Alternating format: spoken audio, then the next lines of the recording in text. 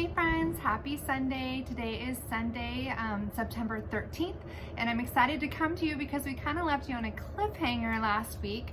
We learned about Esther and how God put her in the role of Queen of Persia, and she had a big problem and a big task ahead of her because Haman wanted to kill all of her people, the Jews, and so she was going to go before the king and hope that he extended his scepter to her so that she would live and not die. And so the Jews were praying for her and they were fasting. So we're gonna find out today what happened.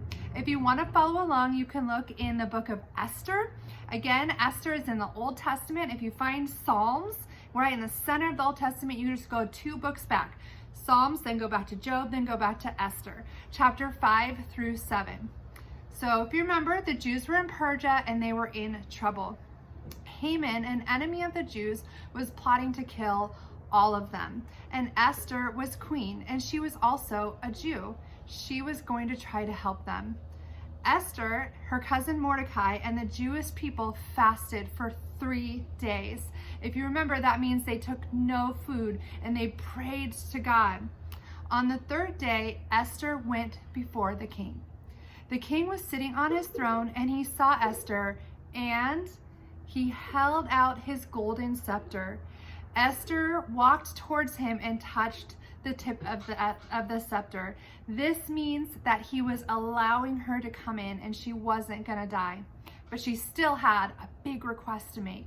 "What is it, Queen Esther?" the king asked. "What do you want to ask me?" "I will give you anything, up to half of my kingdom." Esther said, "Would you and Haman come to a feast today? I have prepared it." So Haman and the king went to Esther's feast.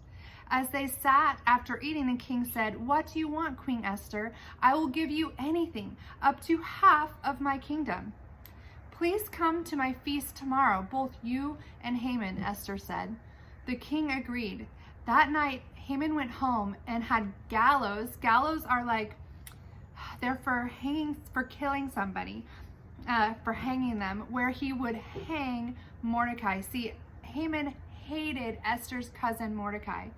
Haman often saw Mordecai sitting outside the palace, and Haman hated him. The next day, Haman and the king went to Esther's feast.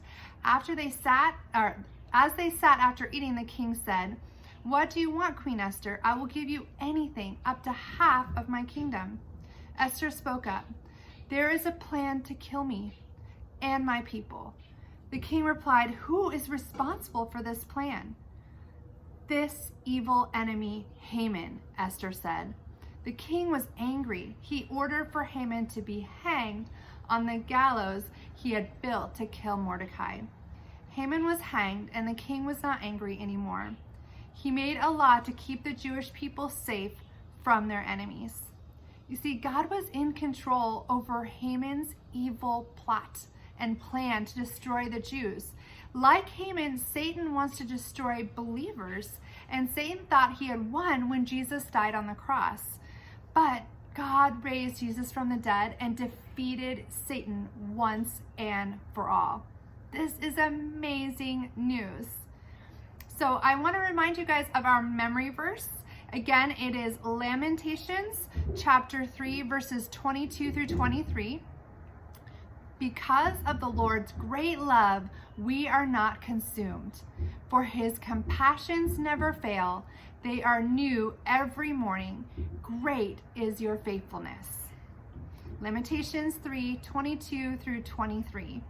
So God showed his goodness to Esther and the Jews by saving them from Haman's evil plan. He did not want his people to die, and he doesn't want us to die either, but our sin makes it so that we do deserve death. So God sent Jesus to show his goodness to the whole world. And we can trust in Jesus. We are saved from our sins, and we live forever with God.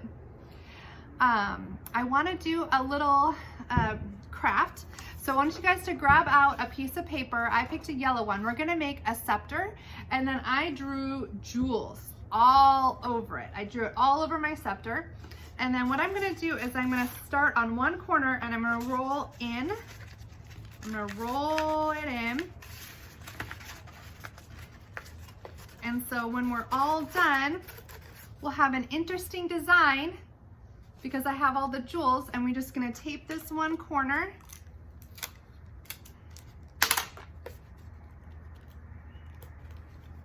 All right, we have a scepter. Really simple. And this scepter can remind us that just like the king held out the scepter to Esther to welcome her into his presence, we are welcomed into the presence of our greater king, God, Jesus. Because of Jesus's work on the cross, we have been extended the scepter to be welcomed into the presence of God, and that is good news.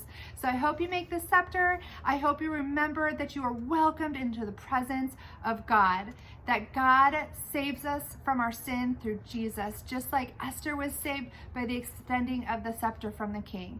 All right, take a picture, post it in the Facebook group, or send it to me to show me your scepters. I hope you guys have a happy Sunday. Bye.